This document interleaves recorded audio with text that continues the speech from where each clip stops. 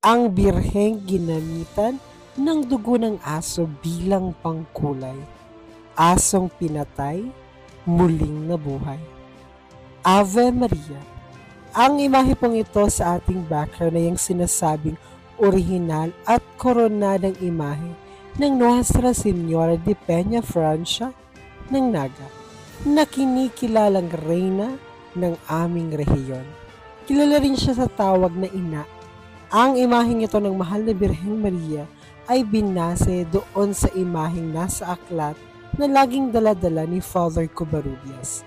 Sinasabing ito ay gawa sa kahoy ng santol.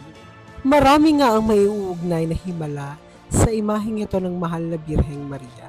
Ang pinakaunang milagro ng mahal na Birhen ay hindi sa tao, kundi sa isang aso, kung saan ginamit nila yung dugo ng asong yun para pangkulay doon sa imahe ng mahal na Birhen.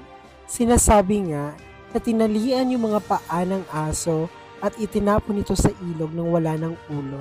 Meron ding sinabi doon si Father Covarrubias kung saan sabi niya na ngayon bubuhayin niya ng mahal na Birheng Maria dahil inialay ng aso yung kanyang dugo para sa kanyang imahe. Tinawanan lang siya ng mga kasama niya. Nagulat at namangha ang mga nakakita nang muling nabuhay at lumangoy papauwi yung asong nag-alay ng kanyang dugo sa mahal na Birhen.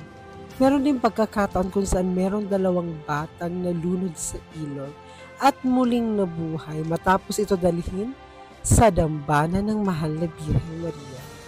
Lapitan din ang mahal na Birhen sa panahon ng tagtuyot, pati na rin ng mga naglalakbay. Meron din ako nalamang kwento sa Naga. Habang nakasakay ako sa jeep, merong isang matandang babaeng nagkakwento kung saan sinasabi niya nung panahong guguho yung tulay ng Colgante, merong isang matandang babaeng nagbigay ng babala sa kanila na wag na kayong tumuloy sa Colgante dahil magigiba ang tulay. At ilang segundo lang, nagiba na nga ang tulay. Ang mahal na Birhen na nga ba yun? That's all for today's video, Chingus in Faith. Hanggang sa muli, ito po ang inyong hermano nagpapaalalang piliing maging masaya at piliing maging banal. Maraming salamat and happy fiesta!